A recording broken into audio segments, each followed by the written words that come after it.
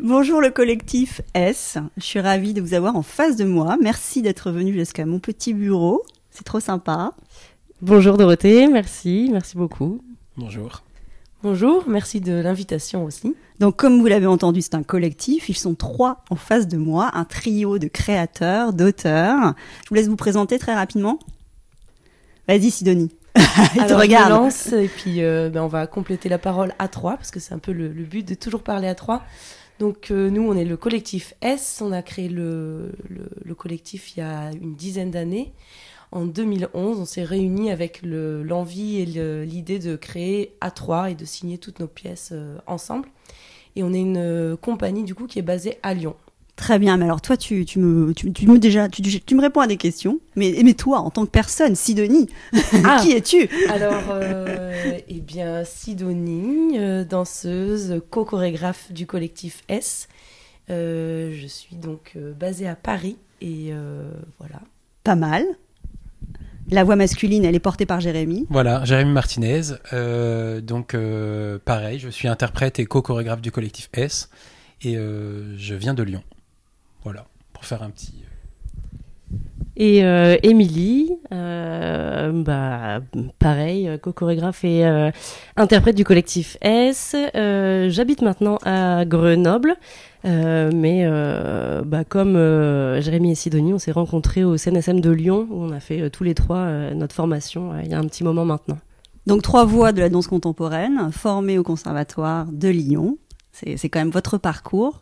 C'est un parcours académique, une formation académique. Et aujourd'hui, vous vous réinventez au sein de ce collectif. Et c'est le début de 2023. Comment vous vous sentez en ce début d'année? Silence. C'est quoi l'état d'esprit? C'est quoi l'état d'esprit là? C'est la suite de 2022, on va dire. On continue. Nous, c'est vrai que dans la danse, on a tendance quand même à plutôt voir les choses en saison, donc un peu 22-23. Et puis là, c'est la poursuite de cette saison-là avec nos projets et notamment les pièces en diffusion. Donc là, on s'est à peu près reposé pendant les vacances et puis on démarre, on se prépare à tout ce qui arrive. Et vous êtes fixé des objectifs, je sais pas, vous serez heureux si... 3 petits points. Je pense que l'objectif principal, ça revient un peu à ce que disait Émilie, de continuer 2022, mais c'est de continuer quand même dans le plaisir et la joie, qui font partie des choses un peu essentielles, en tout cas pour nous 3 dans le travail, mais aussi dans la vie. Donc moi, je dirais ça. Jérémy, tu veux rajouter quelque chose? Non, c'est un peu nos mantras, le plaisir, donc c'est chouette. Puis ça fait un petit moment... Là, l'automne était plus calme sur la scène, donc là, de retrouver la scène et le public... pour janvier, février, mars, c'est super. Alors, c'est ce qui vous réunit, le plaisir d'être 3 dans la création? Ouais, j'ai l'impression que c'est ça quand même. Quoi. Le plaisir, l'idée de le faire à 3, tous les objets, puisqu'ils sont créés à 3, ils sont pas du tout comme ce que moi je pourrais attendre tout seul. Donc du coup, c'est ce plaisir-là de le fabriquer à 3, de venir transformer les objets et le plaisir de le faire. Et comment est venue l'idée de ce collectif? Alors, je sais pas si tu veux, Émilie, répondre à la première question. Je voulais juste rajouter que je pense qu'un truc qui nous importe beaucoup, c'est aussi le plaisir purement physique, d'être un peu dans un truc énergétique, dans justement, pas forcément créé qu'en termes de concept et dans une pensée, mais vraiment dans le corps et dans quelque chose de concret qui apporte des sensations. Et voilà, on aime quand même beaucoup ces choses-là. Je pense que c'est aussi un truc qu'on peut souhaiter là pour 2023, d'être encore plus dans le corps et vivant de manière un peu sensitive. Très bien. C'était quoi ta question, pardon, après? Et la deuxième, c'était pourquoi avoir eu envie de créer ce collectif? Alors, il y a une rencontre qui s'est opérée, certainement, au CNSM de Lyon, si je comprends bien, mais c'était quoi le projet? Qu'est-ce qui vous a poussé? Alors, je crois qu'au tout début, ça a été instinctif. C'est quelque chose qui est arrivé, c'est arrivé, en fait. Et on a juste attrapé les choses comme elles venaient. On était encore étudiants à l'époque. Et c'est ensuite qu'on a compris ce qu'on était en train de faire et que maintenant on l'alimente, on continue de le chercher, on essaye d'aller plus loin dans la réflexion, plus loin dans la recherche, voilà, on comprend ce qu'on est en train de faire. Et en fait, on a fait le constat, la toute première question qu'on nous a posée au début, c'est mais pourquoi vous êtes un collectif? Il y a eu beaucoup de on n'y croit pas au collectif, une création collective, non, à mon avis, il y a quelqu'un qui crée et puis les autres qui complètent. Mais en fait, nous, on est vraiment, on cherche vraiment la création collective, la création à 3. Et puis à l'époque, on nous avait dit que c'était utopique. et aujourd'hui, on fait le constat, ça fait 10 ans, un peu plus. Depuis 2011, c'est ça? Exactement. Et donc du coup, on se dit, au bout de 10 ans, on a réalisé cette utopie-là, mais du coup, qu'est-ce qui se passe? On crée ensemble, collectivement, et ça marche dans le sens où ça existe et ça continue de se réinterroger à chaque fois de qu'est-ce que c'est que créer collectivement. Alors, qu'est-ce que c'est de créer collectivement?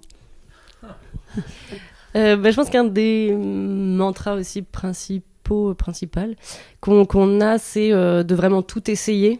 C'est un truc duquel on parle souvent et qu'on essaye vraiment d'appliquer. C'est de se dire, si quelqu'un a une impulsion, on essaye de l'essayer pour pouvoir justement la transformer, peut-être la voir à d'autres sauces.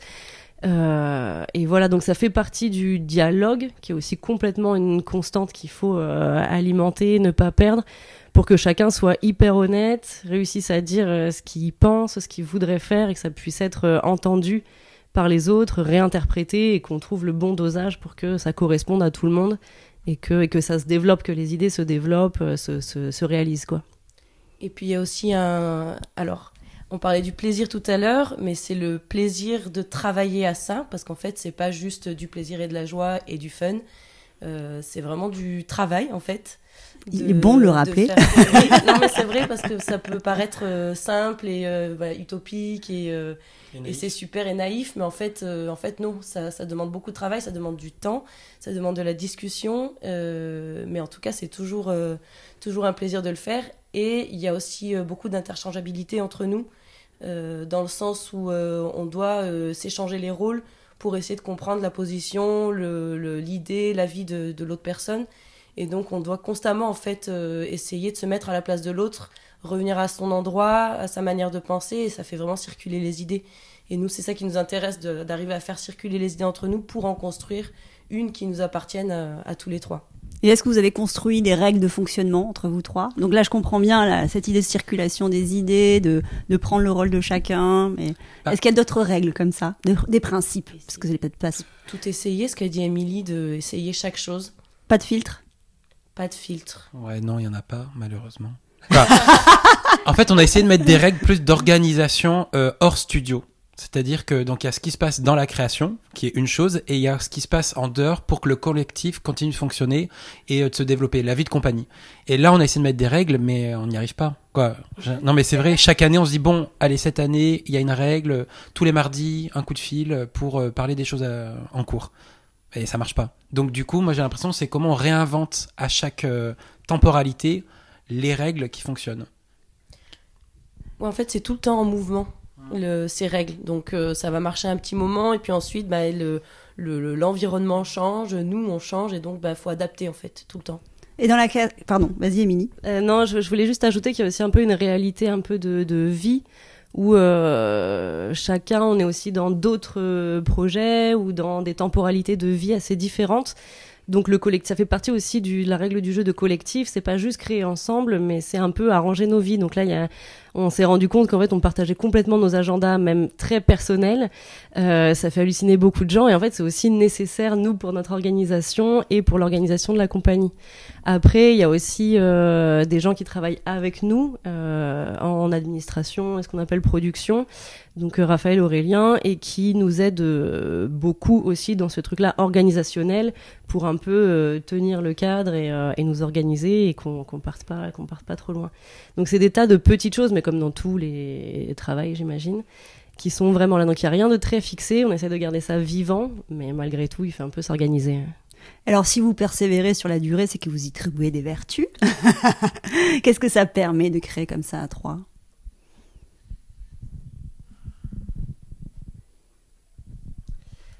Je pense qu'il y a un truc qu'on aime beaucoup, c'est cette idée du collectif, et pas que pour nous. On a très envie de la partager, et c'est un truc auquel je pense qu'on croit au-delà de nous trois, et on aime parler de ça dans nos pièces, on aime parler de ça quand on fait des workshops, des ateliers ou des rencontres avec des publics, et d'utiliser des outils vraiment physiques pour offrir l'expérience d'être ensemble, de fabriquer quelque chose ensemble, et pas tout seul dans notre coin.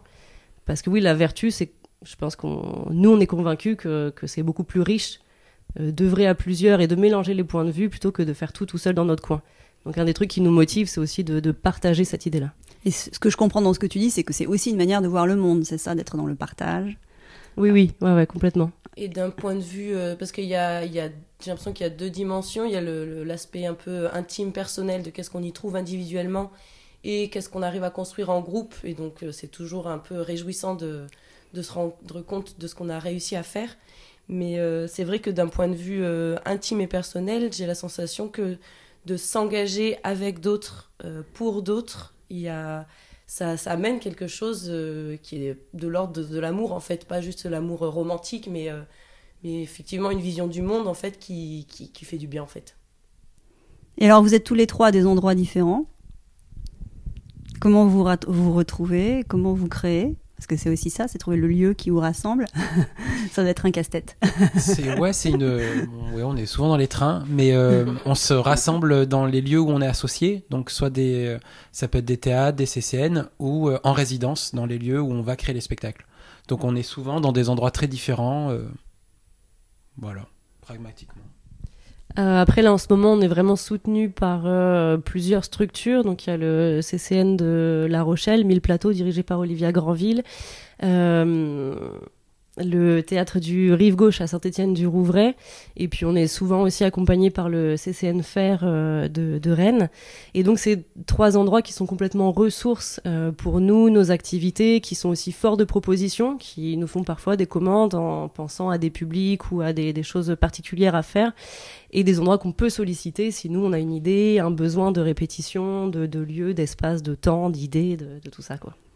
Et c'est vrai que c'est des soutiens qui sont hyper précieux, et sur un terme de finances, d'organisation, et sur un terme de ressources un peu humaines, psychiques, émotionnelles, et tout ce qu'on veut. Super. Et pourquoi ce collectif s'appelle le collectif S? Eh ben, on avait envie d'un nom. S, ça veut dire en matière de. Et il est toujours suivi d'un pluriel. Et ce qu'on cherche dans la création collective à chaque fois, ça va être de venir re-questionner le collectif. Comment on peut proposer une forme différente, des constellations différentes. Et ça nous plaisait assez. Voilà. Ça nous paraissait juste comme nom. Et vous êtes des S. On est des S, oui, on s'appelle les S. Les S. Très bien. Et alors, vous parliez des rôles. Vous avez des rôles tous les trois dans la création que vous interchangez ou non? Non, il n'y a pas... on est tous les trois co-chorégraphes, on est tous les trois aussi interprètes, mais on n'a pas de rôle spécifique. Il n'y en a pas un ou une qui va être spécialisé musique, plus sensible à la lumière, plus sensible au costume. Ça tourne vraiment et selon... C'est ça qui est intéressant, moi je trouve, selon le temps, ça change. On vient vraiment se déplacer, prendre d'autres rôles, d'autres places. Parce que c'est vrai qu'il y a quand même, on peut pas se cacher qu'il y a des affinités selon les personnes, selon ce qu'on traverse en dehors aussi. Mais je pense qu'on essaye à chaque fois de se forcer justement à changer de cap, de point de vue, à se dire là, voilà, je regarde beaucoup ça, comment je peux aussi regarder autre chose de la création. Et le fait de devoir toujours être d'accord, on est obligé de regarder tous les plans à la fois et on peut pas abandonner la responsabilité sur les autres. On est forcément obligé de se sentir concerné par tous les aspects de ce qu'on porte et voilà. Et alors, il y a un projet XXL qui vous rassemble, un rêve, un très gros rêve que vous aimeriez porter? Alors, j'ai l'impression qu'on a on est déjà un peu dans un rêve, mais... Dans ce moment-là, ce moment qui arrive, c'est ça? C'est ce que tu es en train de dire, toi? Le fait de faire ce qu'on fait, ouais. De travailler ensemble, de créer. En fait, il y a plein de moments où on se dit, on a beaucoup de chance, en fait, de faire ça. Enfin, moi, en tout cas, c'est ce que je me dis souvent. Et les rêves, ils se construisent. Donc, c'est à un moment donné, si moi, d'un coup, j'ai une envie ou un rêve... j'ai pas d'exemple de rêve là tout de suite, en tout cas pas que je voudrais dévoiler, et j'en parle et à ce moment-là ça rebondit et puis en fait le rêve on le construit ensemble et donc chacun avec ses envies et comment on arrive à respecter ça, à donner envie aussi aux autres de ce qu'on imagine. Je dirais ça. Ouais, moi je dirais de pouvoir continuer ce qu'on fait et parce que quand ça dure, c'est ça en fait le rêve et que ça le rend réel en fait. Donc c'est de pouvoir le continuer et de pouvoir encore déployer encore plus ce qu'on fabrique. Très bien. Voilà. Et alors le souffle créatif, il vient d'où? Où est-ce que vous puisez vos racines? Elles sont bien ces questions. Ouais, elles sont super. Elles sont super et c'est pas facile. Et c'est un peu bête ce que je vais dire, mais comme ça démarre. J'allais dire de ce qui nous plaît. Ça démarre comme ça. Ouais, un peu comme ça a démarré entre nous, un peu une certaine évidence de on revient à l'idée du plaisir et tout ça, mais de se dire qu'est-ce qui nous intéresse, qu'est-ce qui suscite un certain goût, que ce soit nous trois ensemble ou chacun de nous. Il y a ce truc-là, tout d'un coup on va voir quelque chose, que ce soit du domaine artistique ou autre chose. On va dire ça m'a plu, qu'est-ce qui me plaît là-dedans, qu'est-ce qu'on aurait envie de prendre de ça pour s'inspirer. Il y a vraiment de ça. Et puis après, il y a aussi la notion de jeu, beaucoup. En studio même, parfois on teste des choses, des concepts. On se dit, voilà, on va partir sur tel verbe d'action, faire ça. Et puis c'est pas mal, mais c'est pas dingue non plus. Et par contre, on va se mettre tout d'un coup à le mettre en jeu. À dire, oui, mais on a qu'à le faire avec telle contrainte, avec tel truc. Et puis ça devient difficile, mais ça devient drôle. Et puis il y a quelqu'un d'autre qui le fait un peu différemment, qui se trompe, il y a de l'accident. Et là, à partir de là, je trouve qu'on peut... c'est un des trucs qui nous fait beaucoup rebondir et qu'on aime bien saisir parce que là il y a un truc un peu de l'ordre du souffle créatif où on s'y attend pas. Il y a pas mal cette notion-là un peu d'accident, de choses auxquelles on s'attend pas et qu'on va saisir et qui nous font plaisir, qui nous amusent.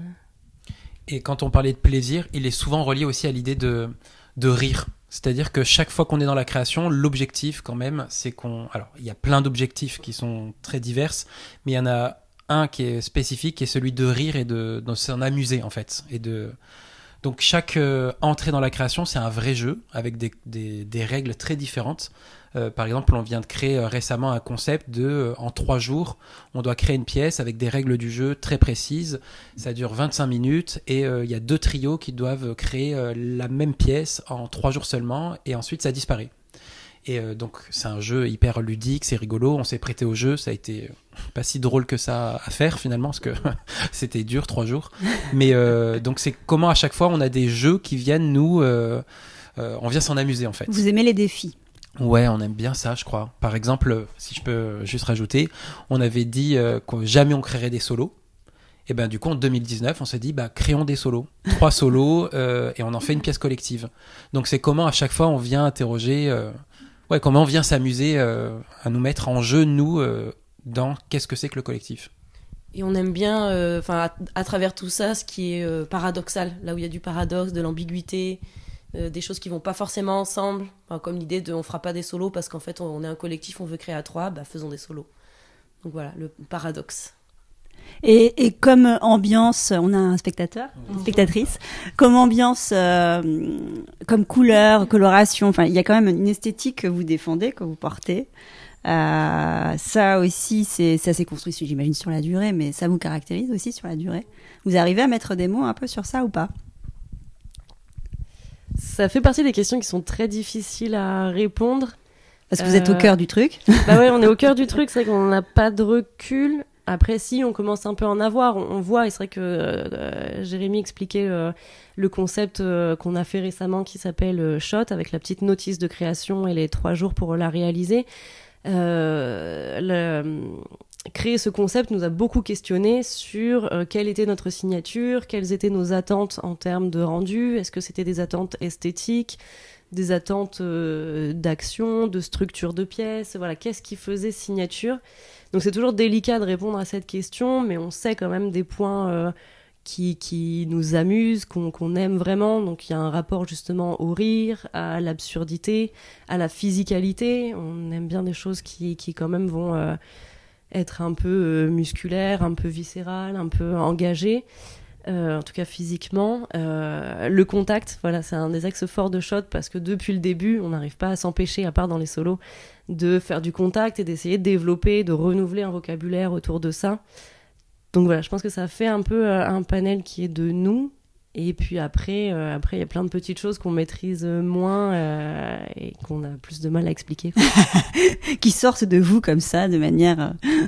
Et moi, si je peux rajouter, depuis le tout début, il y a toujours aussi la question de la référence populaire qui est présente dans le travail. Donc, je ne sais pas si c'est quelque chose qui nous intéresse ou qui vient à nous tout le temps et est-ce que ça va se développer, dans quelle direction ça va aller.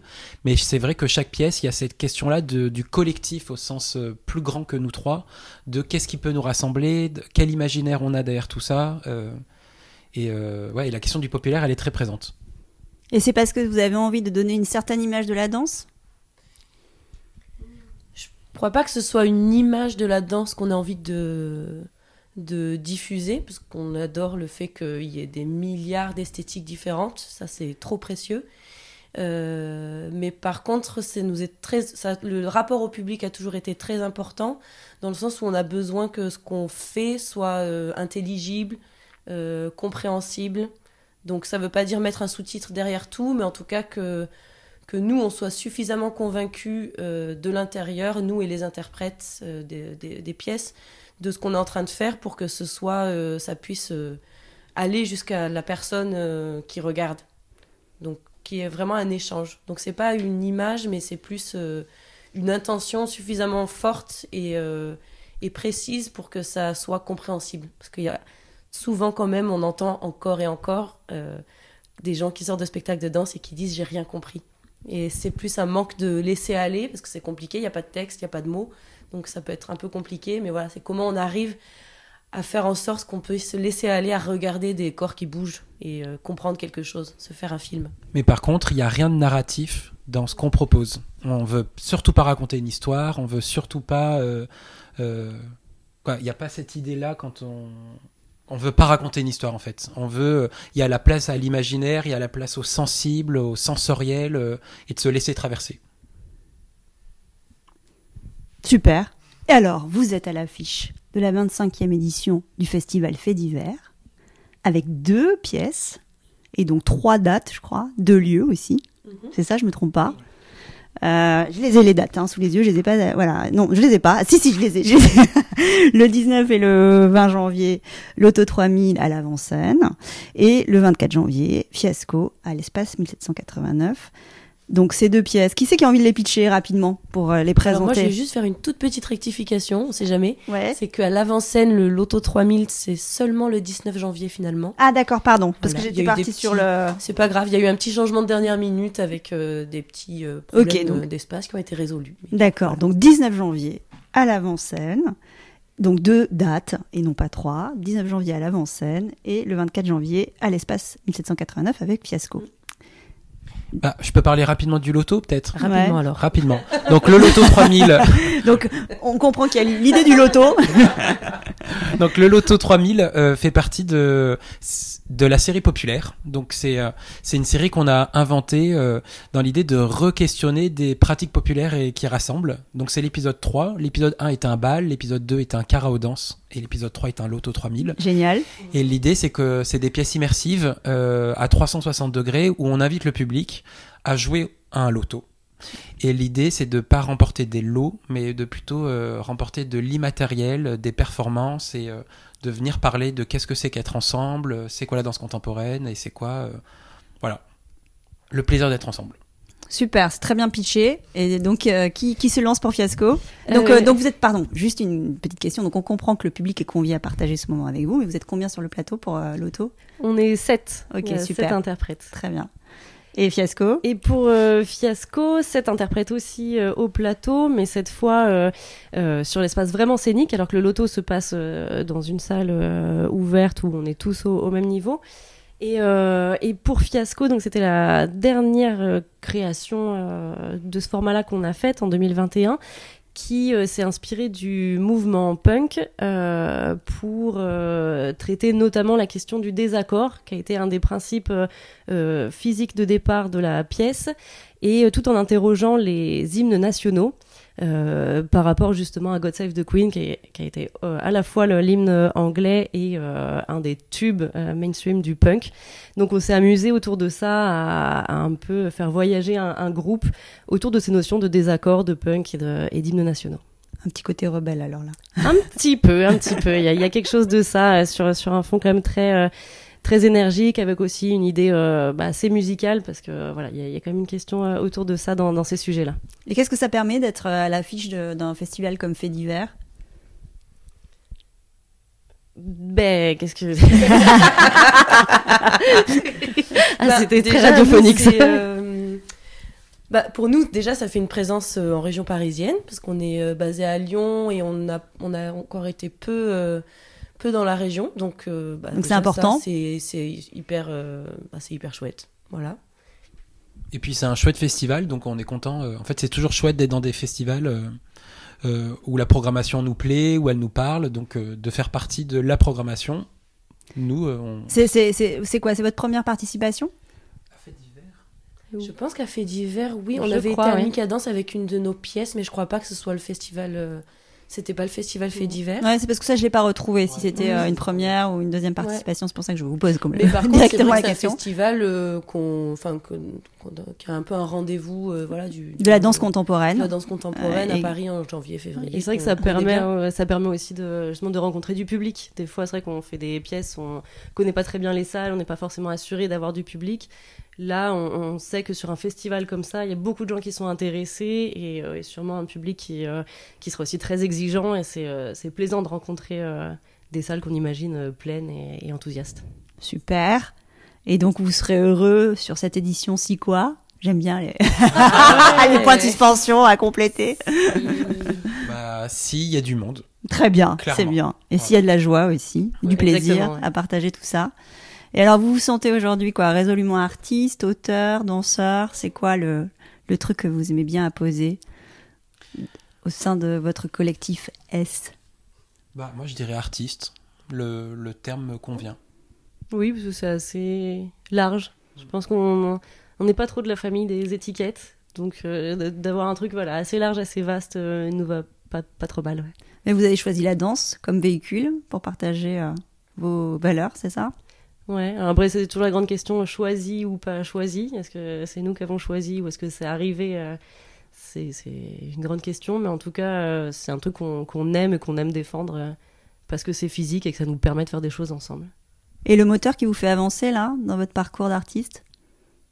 Bah, je pense que ça peut compléter aussi même la question d'avant, c'est le rapport au corps, au vivant, au mouvement, mais surtout au corps en fait, de défendre le corps, la place du corps, de c'est quoi en fait, à quoi ça nous sert, pourquoi on a un corps en fait. Et j'ai presque l'impression que c'est aussi quelque chose en voie de disparition et donc je suis très contente de faire de la danse et d'essayer de défendre ça sur un plateau devant des gens et avec des gens.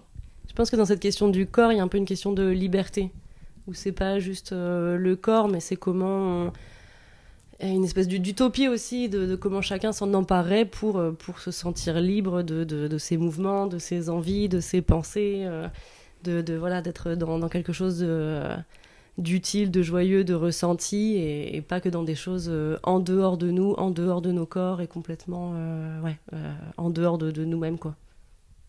Jérémy, tu veux rajouter quelque chose? Non, mais c'est toujours la question de est-ce que la danse est politique, toutes ces questions. Et en fait, pour moi, d'utiliser le corps, c'est politique et c'est même c'est vital en fait.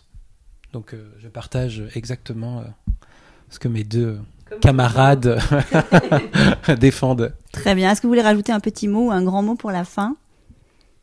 Des choses qu'on n'aurait pas évoquées, qui sont importantes pour vous?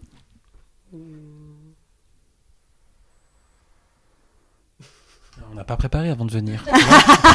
Non, mais ça s'est très bien passé. Qu'est-ce qui est hyper important qu'on a envie de dire? Le corps, là, sur la durée, vous vous rendez compte qu'il permet quoi? Alors, toi, tu dis que le corps est politique. Qu'est-ce qui permet finalement le corps en mouvement? J'ai l'impression qu'il permet de se comprendre parfois mieux qu'avec les mots. Enfin, en tout cas, c'est un truc que je pense beaucoup, qu'on est dans une société très dans les mots, dans les concepts, et que le fait de faire des expériences physiques, après un atelier ou un cours de n'importe quoi qui soit physique, on a une certaine connaissance des uns des autres qui est intrinsèque, qui est silencieuse, mais qui est parfois plus forte que quand on se raconte tout simplement nos vies ou qu'on l'étale sur les réseaux sociaux.